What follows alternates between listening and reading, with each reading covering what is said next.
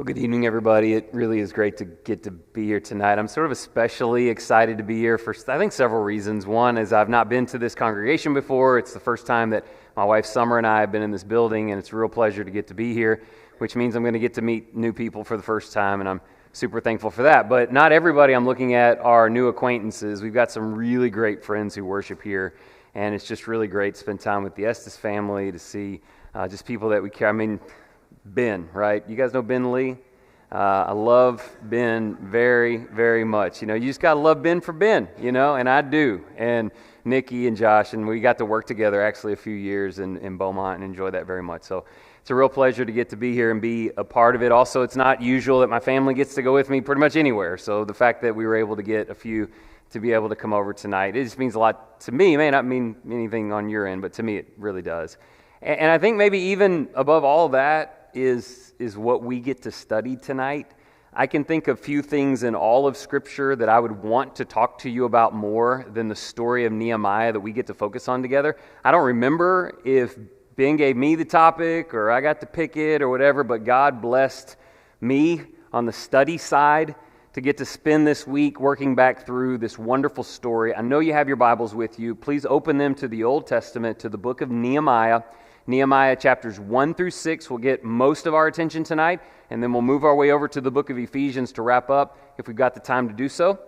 Are you familiar with the story of Nehemiah? I mean, do you know it really well? Because maybe it gets overlooked at times. I was raised, I'm not sure what the right terminology is, in the church. No matter what I say, I get an email going, that's not the way you're supposed to say it. I was raised among God's people, going to church with Christians, and learned a lot, went to all the Bible classes.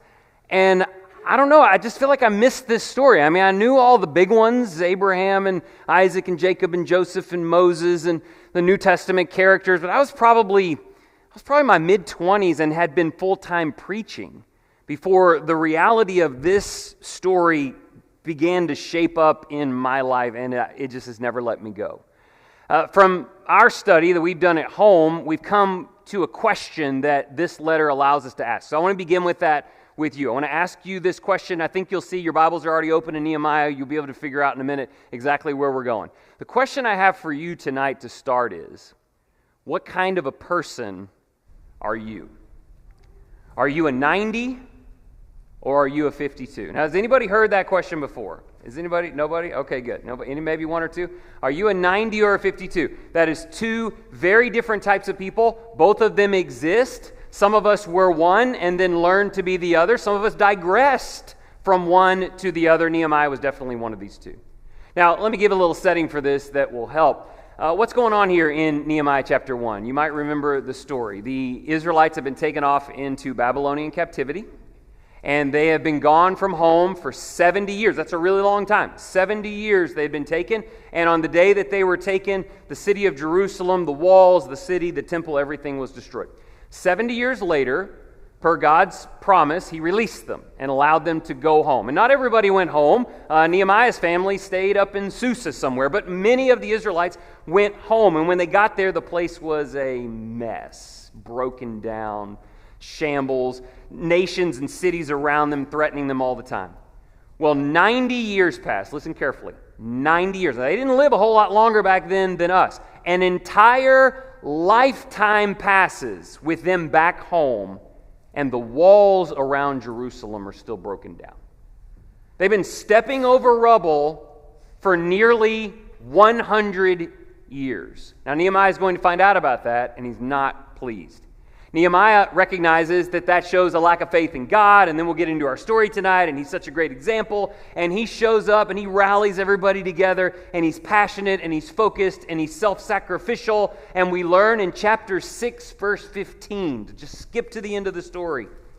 In chapter 6, verse 15, they rebuilt all of those walls in 52 days. 52 days. That's not very long. 52 days. That's less than 2 months. What they did not do, are you hearing me? In an entire lifetime of fear, Nehemiah led them to accomplish in less than a summer. So I got a question. Which one of those two people are you? There are areas of your life, There are areas of your faith. There are areas of your relationships. As you'll hear tonight, there are areas of our teamwork. We can go an entire lifetime and step over rubble. We can, eventually we won't even notice it anymore. We can leave things broken and just get used to them being broken. But if you will give those things proper attention, I'm here to tell you, you can turn around almost anything and reshape it in 52 days. That's who I want to become.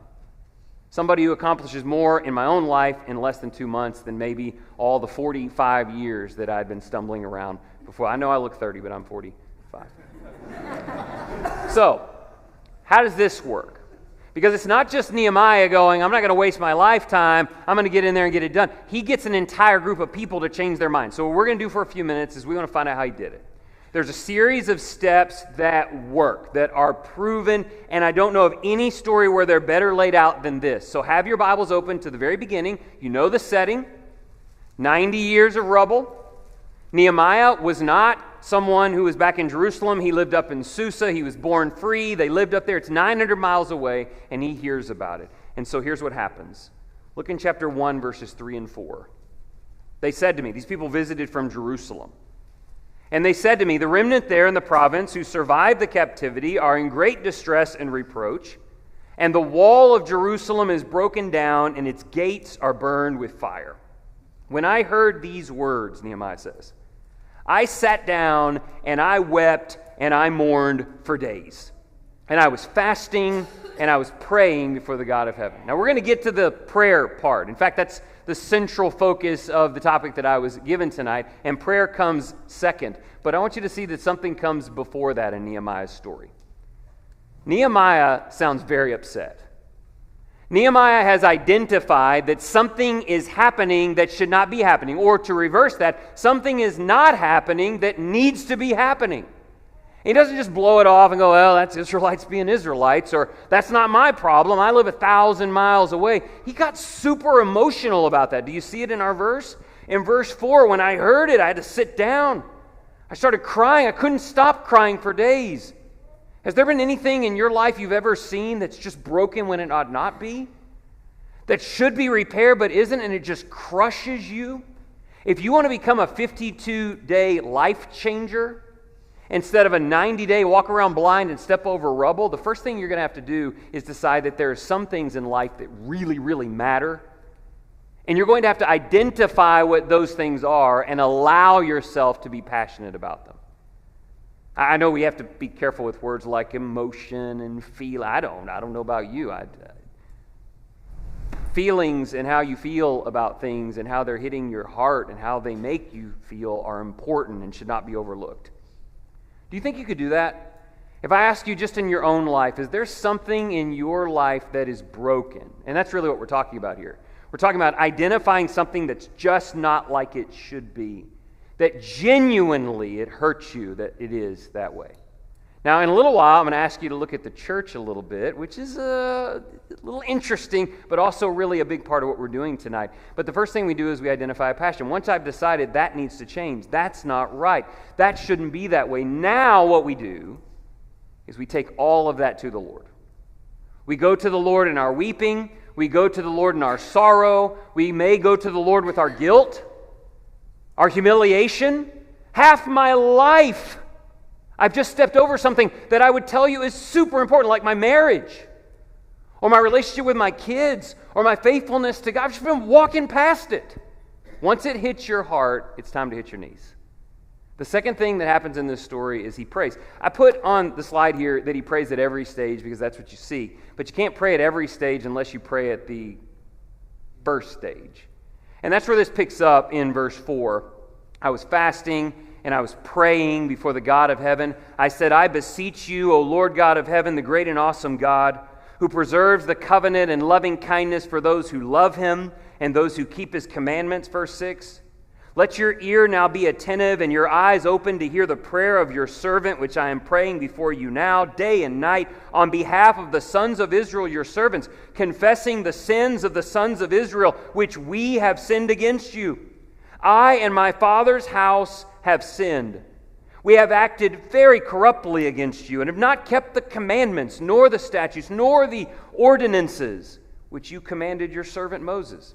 And then he gets into this whole discourse about how God works. Remember the word which you commanded your servant Moses, saying, if you're unfaithful, I'll scatter you. But if you return to me and keep my commandments and do them, he goes on to say, I will gather you up and I will take care of you. Verse 11, O Lord, I beseech you, may your ear be attentive to the prayer of your servant and the prayer of your servants who delight to revere your name. And he's asking for help, may your servant be successful today and grant him compassion before this man. He was going to need to approach the king of that region in order to do anything about it. There are some interesting things about this prayer. I asked you a little while ago to maybe identify something in your life or in the collective of your family or church that is broken and you're really upset about it. And lethargy is set in. Chances are you came up with something that probably is someone else's fault. This is the way they behave. This is the way this has happened. I'll tell you what's interesting here. I can't see how any of that rubble is Nehemiah's fault. Can you? He wasn't even born there. He never even lived there. He's never been a part of it. And yet when he starts praying, he's so emotionally invested in what this means and how much it needs to change that at the end of verse 6 he says, we have sinned against you. I and my father's house have sinned. We have acted very corruptly. If I'd been there that day, I'd have been like, Nehemiah, give yourself a break, dude. You didn't do any of that. That's their problem. That's their fault. They sinned. You didn't sin. And what would Nehemiah tell me? He would say, we're one. If they sin, I sin. If they fail, I fail. If my people are not doing what is right, I am a party to that because they are my people. I'm just going to stop here and tell you, that'll fix a lot of the world's problems. If we would put ourselves into the problem and own responsibility for it when it's really easy to just blame everybody else. Nehemiah could have easily turned the blame on everybody else, but instead he prayed to God, he put himself in the picture, and he's invested in change. Number one, you got to decide what needs to be fixed. And number two, you have to pray and take responsibility for being a part of the brokenness. You go, well, no, you don't know. You don't know my marriage. You don't know the church where I go. You don't know my history. None of it's my fault. Read that again. How much of it was his fault? None. How much ownership did he take for being a part of fixing it? All. Now, really cool here, and we'll skip forward a little bit. His prayer life was unrelenting. I mean, you can see this is the most beautiful prayer, and we could have just dissected it tonight. This whole section about sin, verse 7, and punishment, verse 8, and obedience, verse 9, and blessings, so great. But I just want you to note that he prays all along the way. And we get to chapter 4, which we'll talk about here in a minute, when they're right in the thick of it. He shows up back home, and they're trying to rebuild this, and the enemies around them aren't pleased. And right in the thick of all of it, when they're under the greatest threat, he doesn't quit. That's what they did before. He says, verse 4 of chapter 4, Hear, O our God, how we are despised. Return their reproach on their own heads, and give them up for plunder in the land of activity. Do not forgive their iniquity.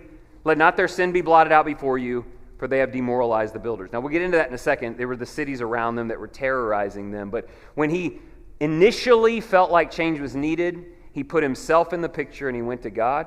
When opposition arose to try to stop the progress, he turned his attention to God. And then even in references to like chapter 6, maybe chapter 6 and verse 9. I mean, even later when they're getting on the home stretch and everything's coming together, he's saying, oh God, at the end of verse 9, strengthen my hands. So this is how change starts. It starts in the heart, and then it goes to bowing before the Lord. But that's not enough. You know how many people in life have felt really, really terrible about the way things were, and then went and poured out their hearts to God and begged for his help and owned their part in it, and then the 90 years just kept going? A lot of people. So then comes that third thing. Nehemiah is not just upset. Nehemiah is ready to put his own skin in the game.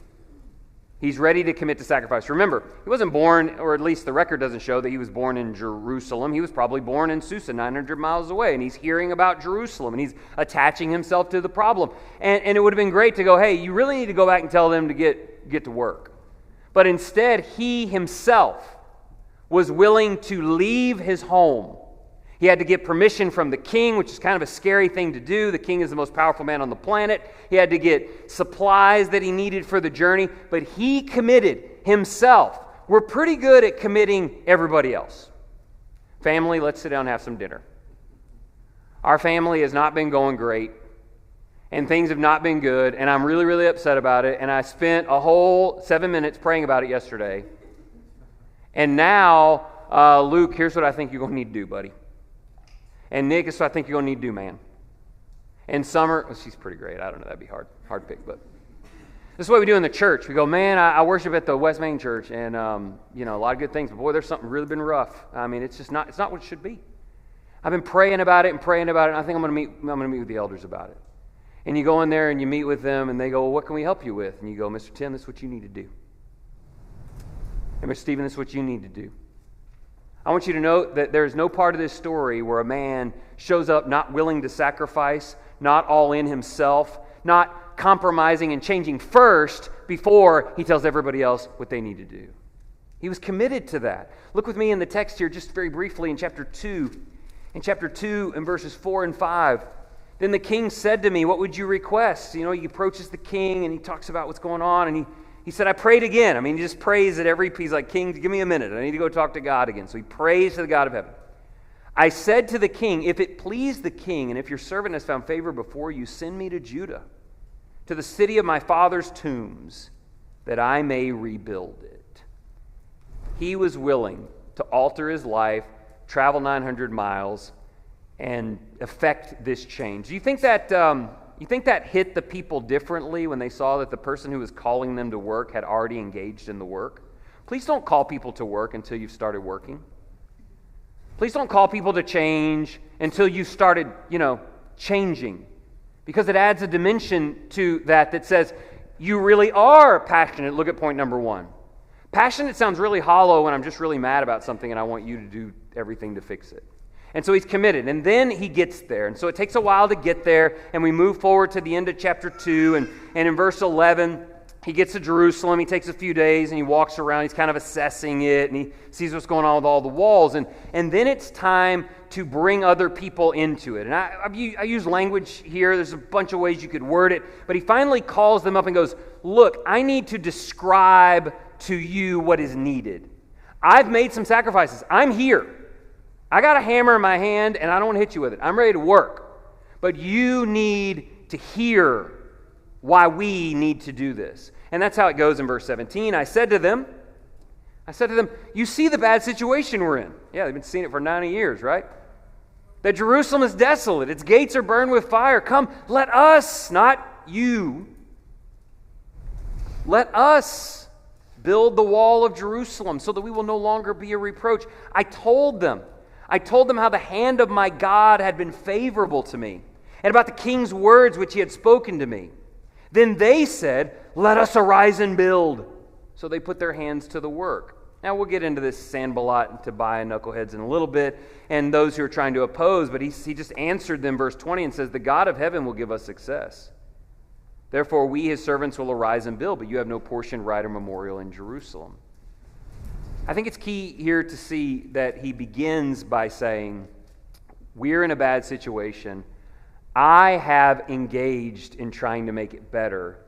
God has been with me in that. Describe that. God, I prayed. God gave me an open door. I didn't wait for somebody else to take it. I didn't send an email to somebody and tell them to take it. I took it, and I'm here, and God is with us. And because of his initial action, they were willing to respond.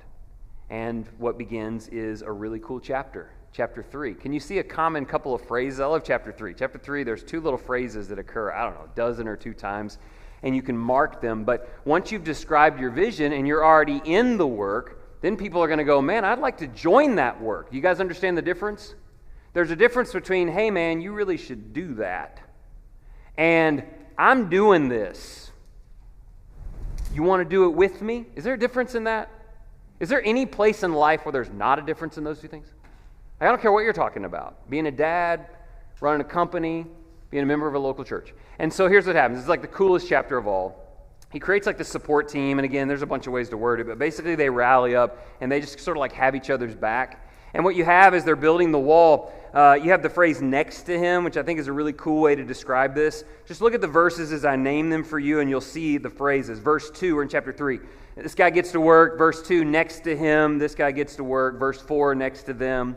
Verse 7, next to them. And verse 8, next to him. And verse 9, 10, 12, all the way through these first 12 chapters, verse 19, or first 12 verses. It's just like, can you see them? They're like stacked up next to it. They've got the whole city surrounded shoulder to shoulder with workers. At this point, it would seem that nothing could stop them because it started with one, and that's how change usually starts, with one person who's just hurt or hurting. And then eventually brings them all, but that's not even it. They would get worn out. So you'd bring in this whole team, and they're standing shoulder to shoulder, but after a while, they'd be just absolutely beat. So in verse 16, it changes to after him. Verse 17, after him. Verse 18 and 20 and 21 and 22 and 23 and 24 and 27 and 29. After him, after him, after him, after him. They were shoulder to shoulder and stacked up, and they were all focused on the same thing. Can you start to see how the practically miraculous happen? I mean, is it almost miraculous that something that doesn't happen for 90 years does happen in less than 2 months? That doesn't even seem possible. It's possible when this is happening. It's possible when everybody on the team is focused on the same thing and has each other's back. I know I'm going to get to application earlier. I've got about 20 minutes left, but a lot of what I really want you to think about tonight is not, how to use this system to lose 20 pounds, so it'll totally work. Like, this system is perfect, but I'm thinking more about it, the local church. I'm thinking more about this church. Like, you guys understand that church attendance kind of across the world is kind of doing this number, and there's a lot of stuff going on, and COVID was not good. And there are lots of congregations that are spending a lot of time focusing on their differences and focusing on what they want someone else to do. But congregations that have identified a passion, and sometimes it starts with one person. I'll tell you a story in a second. Identifies a passion and goes, that's the work. That's actually the work. And gets an entire congregation, or most of them, focused on that one thing, next to him and after him. Really, really awesome stuff gets accomplished, and a bunch of garbage doesn't. The garbage stuff. The infighting and the disagreeing and the labeling and all this stuff. And that's what you see here, and it's so good. But guess what happens when you get good momentum going? Anybody know what happens anywhere in anything you've ever done? You got a team working here. Nothing can stop you now. But then comes problems. They're called problems, you guys.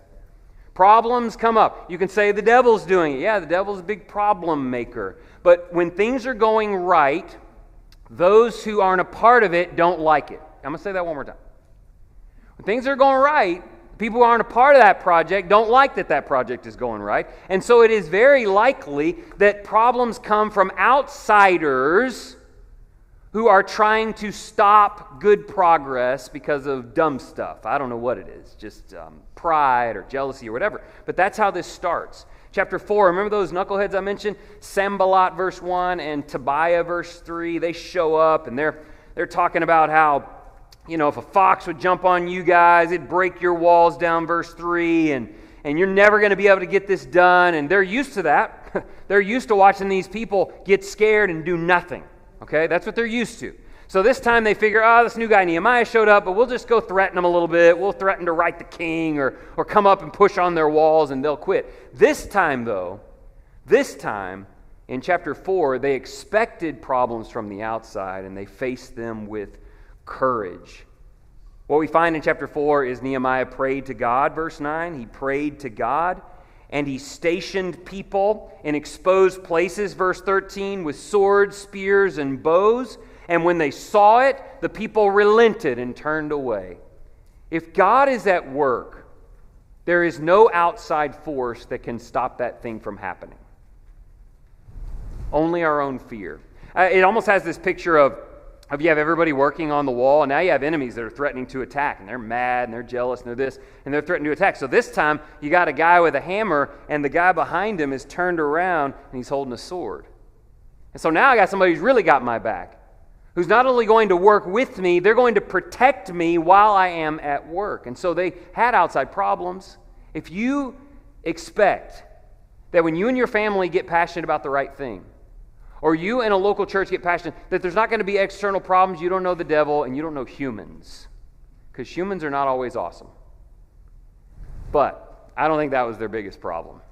Is there a bigger problem than external pressure, threats from the outside, people coming against you from a foreign? Yeah, there's worse problems. And you know what they are? What's the opposite of external? I hate these. Usually the thing that really sinks it, this almost messed up Zerubbabel and rebuilding the temple. When the foundation was laid and they started crying against each other, it wasn't good enough and it wasn't big enough and it wasn't right enough. Internal struggle would get you. And that shows up in chapter 5. Chapter 5, they're fighting the enemy, everything looks good, and then they start fighting with each other.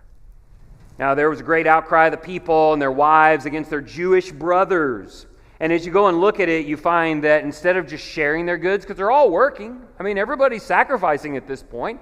Everybody's hungry, everybody gets tired, everybody needs water.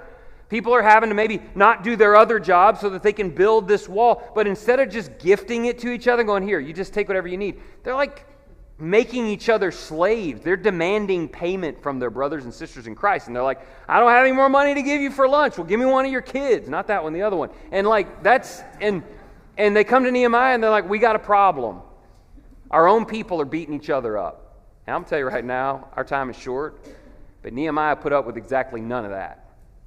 He comes back to them in verse 6. He said, he's writing this letter, he goes, I was very angry when I heard their outcry. When the outside barked, he's like, we'll just go to God and God will take care of us. When the inside barked, he said, I was super upset. And he goes on to explain this, and he says, verse 9, like, this thing which you're doing is not good. Should you not walk in the fear of our God because of the reproach of the nations, our enemies? And so he encouraged them to just basically get over it and get back to work. I'm going to tell you right now that when a family is on mission, they will have internal struggles and they will work through them because the mission is more important than any bickering, fighting, or self. I'm going to tell you that what I just told you is true about families is also true about the Lindale Church where I preach and the church that we're with tonight. When we're clear on the mission and somebody got passionate about it, and somebody took it to God and put themselves in it, and somebody or some small group started making sacrifices to get it and rallied us all up, we're still going to eventually, occasionally bark at each other over something for a few minutes. But when the mission is more important than me, the mission gets accomplished, and I get to be a part of it. And so how does this story end? It ends awesome. They accomplish great things, like a really incredible thing. Chapter 6. In chapter 6 and verse 15, and there's prayer related to that as well. He prayed to God before it got going. He prayed when problems came, and he prayed his way straight through to victory. And so, chapter 6, verse 15, the wall was completed on the 25th of the month Elul in 52 days.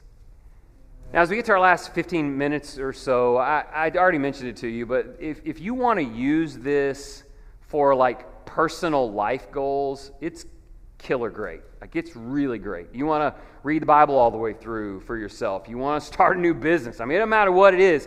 This will, starting at the top and working your way down, because the first 3 steps are purely you. You see that? The first 3, you and God. The first 3 steps aren't tapping on people's shoulders, asking them to fix it for you. The first 3 steps are you. I can't believe I'm preaching this here. Is this the stuff Ben says every week? I basically feel like Ben Lee right now, just motivating you guys, get up and do it, You can't do it by yourself. You need God, but you need to be honest with God, step 2. And if you're expecting everybody else to help you do it before you're ready to start doing it, it won't work. So it works, but I got to tell you, for years I taught this section to help individual people reach their goals and build a team to help them meet their goals. This text is not about that at all. In fact, this is about a man who gave up all of his own personal goals. He gave up his home city for at least 12 years. He gave up everything that he knew because us was more important than me. And so I'm just going to change the slide a little bit. I'm going to make 3 little changes up near the top. You can stare at it and see it. What about this? What if it's not Nehemiah's story, or your marriage, or that new business you're thinking about starting? What if this is really a story of this local congregation that I've come to visit tonight? The shepherds who are here, and the preacher who's here, and the members who are here? And what if this is really about us over me? And what if I change the question? What if we say, not am I a 90 or a 52, but are we a 90? Do you know that there are local churches that can go generations stepping over rubble? Generations. Their whole life. Stepping past things that everybody knows needs to be addressed. Everybody. You just get desensitized. And it becomes the new normal. And the church up the street struggling with the same thing, and so we're fine. Like, stop that. You've got to own this congregation and your part in it and go, are we going to let it be as it has always been? Because if you can change your outlook in just a couple of months, everything can change. That is one of the big deals, though. You got to be willing to focus on your own local church. I didn't bring my MAGA hat because I don't have one. And I don't care who you vote for. But if I did have one, mine would say, make autonomy great again. What do you think? Like a church preacher message?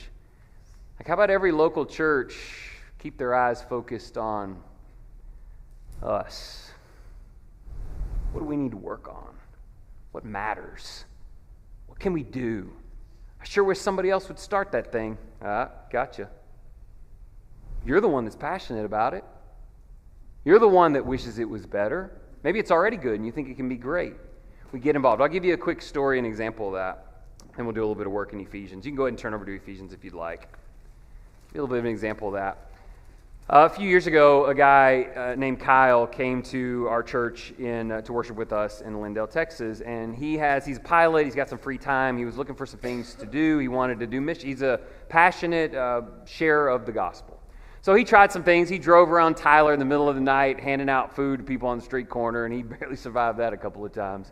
And he thought, okay, I got to do a little better than that. But he was feeling in his heart that, like, I've got to get involved. So he found a little facility, a men's rehabilitation facility called Triumph Village, where they keep 36 men at a time. They keep them for a 10-month program, and it's completely self-contained, and they allow teachers to come in. So he asked if he could go in and he could teach, and they allowed him to go in on Tuesday and teach. I didn't know anything about this. And he taught a while, and then he converted a guy. This is really cool. And then he converted another guy. And then he converted 5 more guys, and then 10 more guys, and then 15 more guys. And then he converted, like, the guy who works on staff there teaching the other guys. His name is James Stoner, and he's now my brother-in-law. It's actually a really cool story. Really cool. And once that happened, and all of a sudden, he didn't get up and preach to the church, you guys need to be more evangelistic. He just went to Triumph Village every Tuesday and baptized guys. He felt it. It meant something to him. He fulfilled the first 3 things beautifully. We started asking him, what have you been doing? Who are these guys? And then he shared the vision with us. He's like, you know what? There's roles for guys to come. These men have wives and mothers and sisters.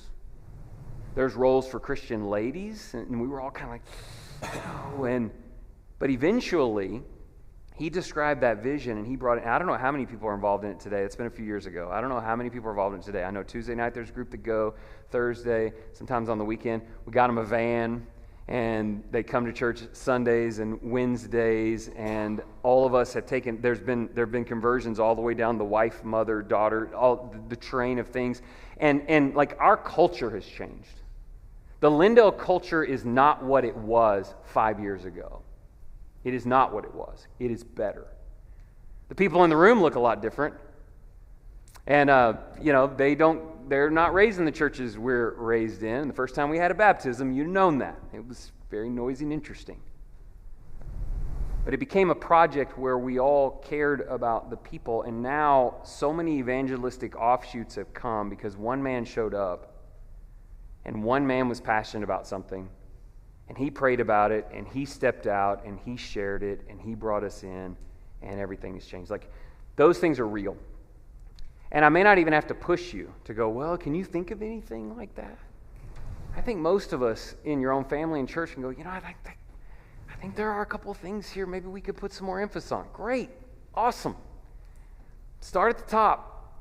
Work your way down. But just remember, the first 3 steps are going to happen in you. They're going to happen in you. You're going to be doing the sacrificing. Now, here's what I want you to see as we close. Go to Ephesians. I want to bring this around to Paul's message. Love Paul's message. It's really about this great local church and the work that they can do. Love studying the book of Ephesians. But I want to bring it around to prayer, and I just want to leave you in these last few minutes with three things, other than sort of the way we've set up the practical system here, just three things that we can all do that can help. Even if you're not ready to act on a passion and move your way through or rally up a group. Number one is, I'm convinced that I, at least, need to spend more time praying for the church where I preach and worship. Like praying for the eldership, praying for the membership, praying for the work that we're doing, praying for evangelistic opportunities, praying for peace amongst our midst. Don't we all need a little bit more of that? Like, if I look at my life, and I'm praying, I'm journaling, writing prayers every day, but mostly those prayers are about me and my family. And one of the shifts that you can make if you want to become a part of an us over me movement is pray more for the group of which you are a part. I mean, that's what Nehemiah does. He prays for the group. He goes, God, my people are not where you need them to be, and I'm a part of that, and we're going to get involved. Love that he does that. There's a couple of great examples here. Chapter 1, the Apostle Paul was constantly praying for churches. I pray, verse 18 of chapter 1, the eyes of your heart may be enlightened, so that you will know what is the hope of his calling. You will know what the riches of his glory are and the inheritance in the saints. You will know what is the surpassing greatness of his power towards us who believe. He's like praying for this church. He's going, I pray that your eyes will be opened. I pray that you'll be filled with hope. I pray that you'll be focused on the inheritance. I pray that you will know the great power of God towards believers, because Christ, verse 22, has been raised and is ruling, and he has put all things in subjection under his feet and gave them his head over all things to the church, which is his body, the fullness of him who fills all in all. Paul doesn't say, I've been praying for you, Ben, and you're under Christ. He says, I've been praying for all of you, and you, sir, are a part of the body of Christ. If I could just help people in one way make the slightest shift that can change the way their Christianity works, it is getting them to admit that we live in an increasingly individualistic culture where I'm at church thinking about me and God and my family. Even the Lord's Supper. Like the Lord's Supper is about Chris and Christ. No, it's not. It's about Christ and his body, of which Chris gets to be a part. Like thinking in terms of us. So one of the great things we can do is spend some time praying for the collective that you are a part of. Chapter 3 does this again. Chapter 3, verse 14, for this reason I bow my knees before the Father, from whom every family in heaven and on earth derives its name, that he would grant you, and this has got this collective you sense to it. You great church here in Ephesus, you great working group of people here at West Main, you great group of people in Lindo, according to the riches, to be strengthened. I want you to be strengthened with power. I want Christ to dwell in your hearts through faith. Verse 21, I want Christ to be glorified in the church, not just in an individual, in the church, and in Christ Jesus to all generations. I want to give you three quick things as we close, but one of the great things we can do more of, I can do more of, is pray in terms of the body and the group and make sure, Nehemiah, that I put myself in it. Preachers, we have all the fun conversations. We have all the conversations where the person comes up who's been in the church for 30 years, and they're like, I don't like what this church is doing. And what I want to tell them, I want to be like, you mean like your church? Like the one you're a part of? Well, it's kind of like when the kids get in trouble, it's her son. And when he does something successful, he's my son. Look around, these are your people. It's us. I'm going to pray for us. I'm going to pray God strengthens us. And then we got to commit to us. We've got to commit to us. Nehemiah didn't just pray for the people and go fishing. Nehemiah prayed for the people and then left his home, traveled 900 miles, and spent 12 years there. 52 days to build it, and then he went on to be their governor for 12 years. We've got to commit to us. And there's some great language here in the text in chapter 4 where he says of Ephesians, I implore you to walk in a manner worthy. And then he says this, walk in a manner worthy of the calling with which you have been called, with all humility and gentleness, with patience, showing tolerance for one another in love. Being diligent to preserve the us, the unity of the Spirit in the bond of peace. We all believe in the same one body, the same one Holy Spirit, the same hope, the same Lord, the same faith, the same baptism, and the same Father. We are united in what we believe, and we need to be humble and gentle and patient and kind and constructive and stay focused on the mission. You guys know what the term showing tolerance for means? It just means put up with. That's what it means. Any system of people trying to accomplish something together will require some putting up with. And so as we get to the end of this, it's important to note commitment. Chapter 4, verse 25, that means we're not going to lie to each other. We're not going to let anger rule us. Verse 26, verse 31 of chapter 4, no bitterness or wrath or anger. It would take us off mission. Bitterness and wrath and anger will keep you walking over rubble for 90 years. You want real change? You want real effect? Then we got to let bitterness, wrath, anger, clamor, slander, we got to let it go. We really need to do that across the entire brotherhood, but I can't control what somebody does an hour away or 2 states away. Our family has work to do. And so he goes into chapter 5 and says, be imitators. And then lastly here, of course, tucked in the middle of all of that, is just become a factor. Hey, praying for us makes you a factor. So if that's the first thing that you do is go home and say, I'm going to pray for the church where I worship. I'm going to pray for our leadership. I'm going to pray, and you know what? I'm going to commit myself to. I'm not going to be a weight. I'm not going to be a complainer. I'm going to commit myself to that family with all the goods and bads and ups and downs. And then, of course, we become a factor. And that's how this ends. There's this great section in chapter 4 that we know really well, where he says, look, everybody's got different roles, but we're all working towards, I think we are, verse 13. I pray we are. I don't know everybody in this room very well, but I pray that we're all we're working to the unity of the faith. We all want greater knowledge of the Son of God. We all want to mature, which admits that we're not fully mature. We don't want to be tossed around by every form of doctrine, and so what we're going to need every person to play a role. He says, verse 15, speaking the truth in love, verse 16, from whom the whole body being fitted and held together by what every joint supplies, according to the proper working of each individual part, causes the growth of the body for the building up of itself in love. If you were willing to mark in your Bibles, beside every joint supplies, I would encourage you to write your name.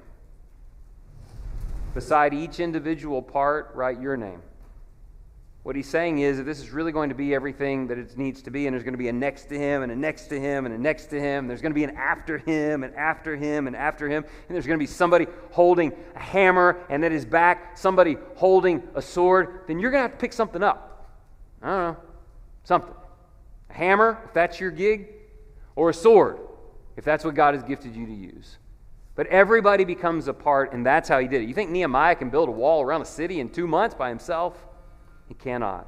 And so in the end, chapter 5 there noted too about speaking to one another and subject to one another. These simple ideas, prayer dominated everything Nehemiah did, and prayer dominated everything the Apostle Paul did. And they prayed for one another, and they got involved. And so here's what's really cool. I told you earlier, how many times have I been here? 0. So I didn't go in here going, I'm going to fix these people. I know they're top. I don't know anything. I just know people. And I know myself. And I know the Lindell work. And I know that there are a lot of great things happening here. I hear it all the time, guys. I do hear about you guys a lot. 9 out of 10 are good. All of it's good. Lindell work, a lot's going well. But be careful when things are going well, because that's when you step over that rubble over here, because you got other things constructed pretty well over here. Like I'm kind of feeling like with God's help and us working together, we can work on all of it. And we can become something greater and stronger than we've ever been before. If you're interested in that, Nehemiah will lead the way. Got these notes in the back if you'd like them on both tables on your way out. We got stacks of these. Encourage you to pick it up, study it for yourself. Thank you for your attention.